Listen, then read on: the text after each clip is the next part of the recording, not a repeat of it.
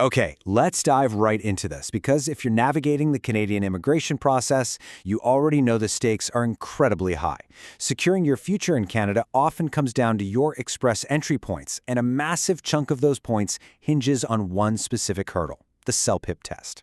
Today, we're focusing laser tight on the reading section. Consider this explainer your ultimate strategic game plan. We aren't just going to look at what the test is, we're going to look at exactly how you beat it. You know, everything we talk about today really just boils down to this one number, 38. The entire reading test is just 38 scored questions. That's literally it. 38 questions standing between you and your immigration goals, and you've got exactly 55 to 60 minutes to answer them.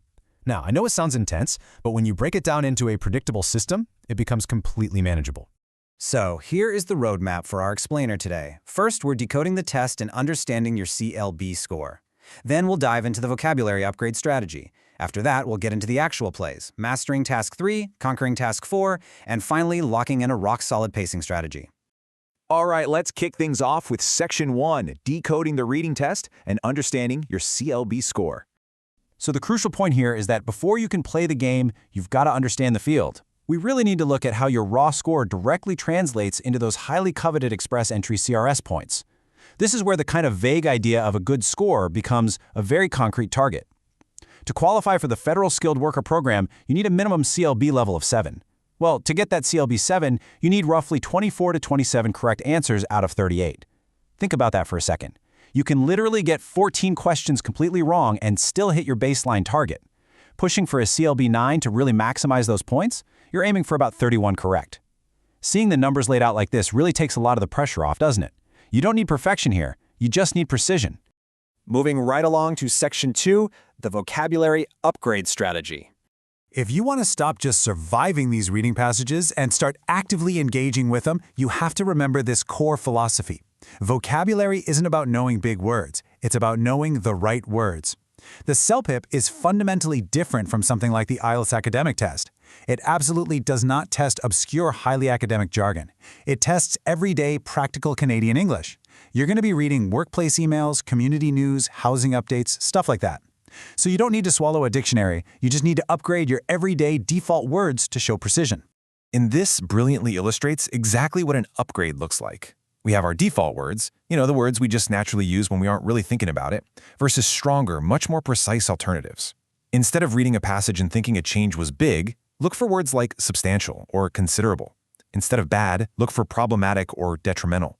The test makers love using these stronger alternatives in both the passages and the multiple choice options to test your range. Recognizing these everyday upgrades instantly boosts your processing speed and your comprehension. It's a real game changer. Okay, let's get into the specific place. Section 3, Mastering Task 3, Information. So, Task 3 gives you 10 minutes to extract specific facts hidden across 4 paragraphs. It's a race against the clock, so you absolutely need structure.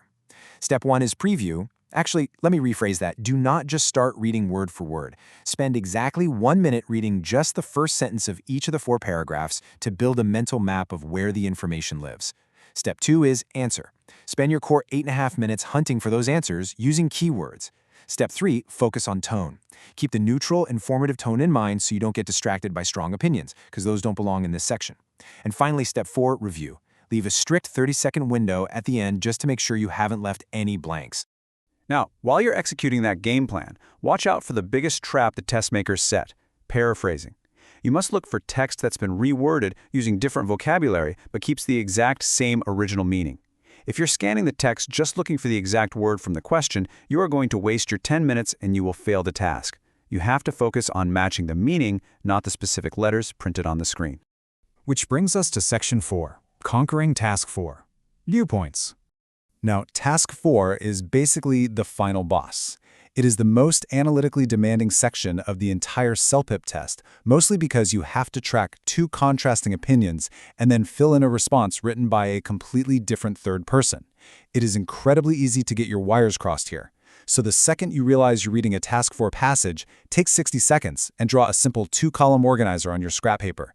Jot down side 1 on the left. Maybe it's a politician who is pro-scooter because it's a green alternative. Then jot down side 2 on the right, like a pedestrian advocate who thinks they're a massive hazard. Now, What's really interesting here is that visually separating these voices means when the multiple choice questions ask who believes what, you just check your little map instead of rereading the whole passage. Then, the second half of Task 4 requires you to fill in drop-down blanks in a response letter. The strategy here is absolutely crucial. The correct answer has to fit 3 specific criteria. First, it has to match the new writer's viewpoint. Do they agree with side 1 or side 2? Second, it has to match the specific details from the original text. And third, it needs natural grammar. Listen, the test makers will try to trick you by offering an option that has perfect grammar but completely contradicts the writer's tone. No way. Don't fall for those grammatically perfect traps. You have to check all 3 boxes. Finally, Section 5, the test day pacing strategy. Because the Celpip reading test is entirely self-paced, poor time management is literally the #1 reason test takers drop points. You need a concrete timeline. Let's see how this builds. Notice how the time allocation ramps up as the test gets harder. You should aim to spend about 11 minutes on the simpler correspondence in Part 1, then move up to 13 minutes for Part 2. Give yourself 14 minutes for the factual hunt of Part 3, and that leaves a generous 17 minutes for the complex analysis required in Part 4. And here is a massive tip.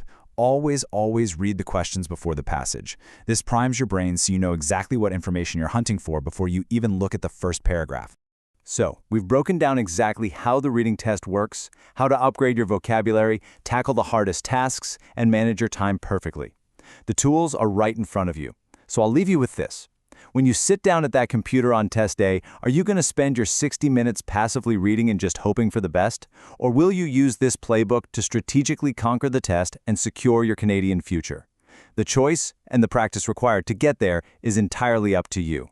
Get out there, practice the plays, and go get those express entry points.